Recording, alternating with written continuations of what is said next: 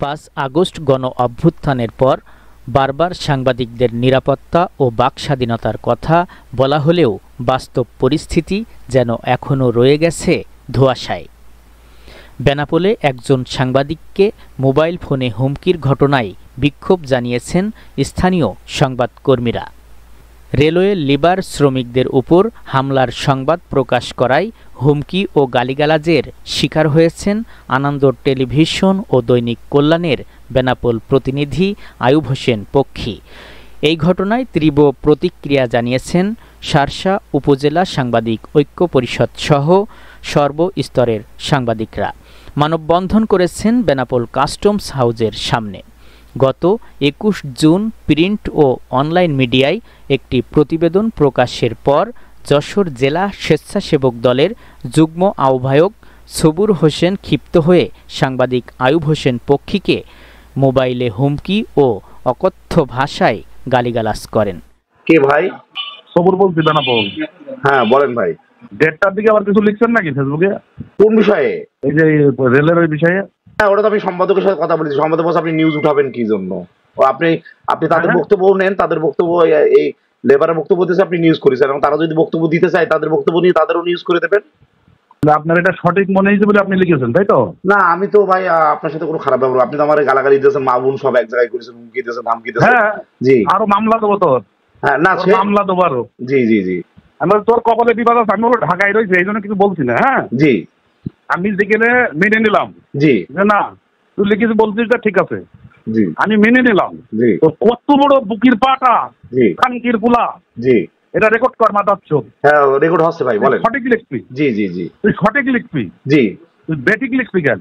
জি জি, আমি দেখেন যে ওই যে আমি ভিডিও বক্তব্য দিয়েছি, যারা বক্তব্য দিয়েছে তাদের দিয়েছি, আমি সঠিকই লিখেছি ভাই।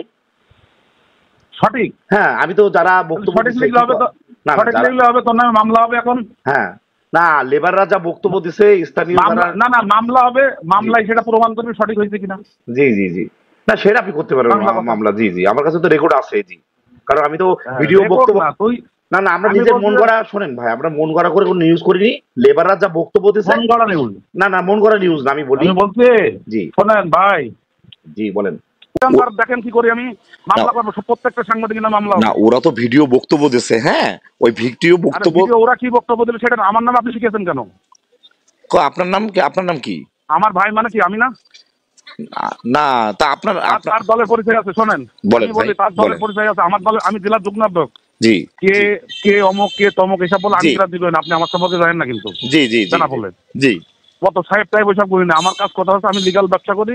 জি ভাই। আমার ভাই লিগাল টেন্ডার পেয়েছে। জি ভাই, আপনি লিগাল বক্তব্য দেবেন। জি জি, শোনেন, দৈনিক কল্যাণের যে ওই যে হার্ট অপারেশন হলো অমিত ভাইয়ের, আমি একা দেখতে গেলাম। জি ভাই, দেবো দেখবেন? হ্যাঁ হ্যাঁ দেখেছি। জি জি, অমিত ভাইয়ের আমি গেলাম দেখতে। আচ্ছা, আমি ওনারা বললাম যে নিউজটা করেন। জি, এখন আপনি আবার ওই যে সনির দালালি কি অমুকের দালালি করতে দিয়ে আপনি আবার এটা লিখবেন? না না ভাই, না না না, আমি শোনেন, আমি বলি, আপনি ফোন দিয়েছেন ভালো হয়েছে। এখন আমরা শোনেন ভাই, আমরা সাংবাদিকতা করি, আসলে আমরা কারো কাছে টাকা নিয়েও কাজ করি না, কারো গান। না না টাকার কথা বলেন, আপনি যে রিপোর্টটা করেছেন এটা আমি রং রিপোর্ট হয়েছে।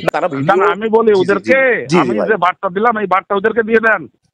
আমি কিন্তু শোনেন, আমি কিন্তু ওই অমুক সাহেব তমুক সাহেব কারো গ্রাহ্য করি না। আমার কাছে কথা হচ্ছে যে বেনাপোলে অমুক হতে তমুক হতে, আমি কিন্তু কারো গ্রাহ্য চলি না। জি ভাই, জি, আমার স্টাইল আমি চলি। জি বলেন। শোনেন, জি, আমার সাথে হিটলারি জি মিথ্যে কথা লিখা। না না, কালকে তো আপনি আমার কাছে আমার এই কথাগুলো ভালো করে বলতে পারতেন। কালকে তো আপনি আমার মা বোন সব এক জায়গায় তোলেন, হুমকি। আমি বলছি পরে আবার ভালোভাবে কথা বলেছি। জি, বলো মামলা দেবো 5টা। জি, সেই আপনি দিতে পারেন। আমি সাংবাদিকতা করি, আপনি আপনি তো আপনার নামে কিছু লিখেছি। হ্যাঁ, আপনার নামে তো আমি কিছু লিখেছি। লিখা আমি বলছি যে আমার ভাই বিএনপি করে নাম লিখ করে। তা তো আমি জানি না কি করে উনি। হ্যাঁ বলেন। মামলায় শোনেন, আপনার সামনাসামনি দেখা হবে, মামলায় দেখা হবে আপনার সাথে। জি জি জি, ঠিক আছে ভাই। নিজের নিরাপত্তার স্বার্থে তিনি বেনাপোল পোর্ট থানায় একটি অভিযোগও দায়ের করেন। বস্তুনিষ্ঠ সংবাদ পরিবেশনে যদি কোনো আমার সহকর্মীদের উপর আঘাত আসে, হুমকি আসে, ভয় আসে, আমরা সেই ভয় হুমকিকে পদাঘাত করে আমরা নির্ভীকভাবে বস্তুনিষ্ঠ সংবাদ পরিবেশনে এগিয়ে যাব। আমাদের সাথে সকল নির্ভীক সাংবাদিকদেরকে থাকার জন্য আহ্বান জানিয়ে এবং এর তীব্র নিন্দা প্রতিবাদ জানিয়ে আমার কথা শেষ করছি। বেনাপোলে একটা ঠিকাদারি নিয়োগের ঘটনাকে কেন্দ্র করে একটি মহল সাংবাদিকদের সাথে বিরূপ আচরণ করাতে আজকের এই বেনাপোলের সাংবাদিক মহল এই রাজপথে মানববন্ধন করছে। আমার সুস্পষ্ট মতামত, সাংবাদিক সমাজ সব এক। কোনো সাংবাদিকের বিরুদ্ধে যদি কেউ কোনো খারাপ আচরণ করে, গায়ে হাত দেয়, কোনো খারাপ ব্যবহার করে, তাহলে বেনাপোলের সকল সাংবাদিক এক হয়ে ওই শক্তির বিরুদ্ধে অবস্থান নেবে। এটাই পরিষ্কার ভাষা। পক্ষের মধ্যে একটি অশান্তি হয় এবং মারপিটের ঘটনা ঘটে। এই ঘটনা নিয়ে আনন্দ টেলিভিশনের বেনাপোল প্রতিনিধি আই হোসেন পক্ষী তিনি তার গণমাধ্যমে এই রিপোর্টটি প্রকাশ করেন এবং এই রিপোর্টে জের হিসেবে আমরা দেখতে পেয়েছি যে সবুর নামে একজন ব্যবসায়ী, তিনি তাকে হুমকি দিয়েছেন এবং অকথ্য ভাষায় গালাগালিজ করেছেন। আমরা এই ঘটনার তীব্র নিন্দা জানাচ্ছি। ঘটনাটি স্থানীয় সাংবাদিক সমাজে চরম উদ্বেগের সৃষ্টি করেছে। তারা চাইছেন হুমকিদাতার দ্রুত বিচার ও সাংবাদিকদের নিরাপত্তা নিশ্চিতে কার্যকর পদক্ষেপ। নিউজ ডেস্ক, দিগন্ত টিভি, যশোর।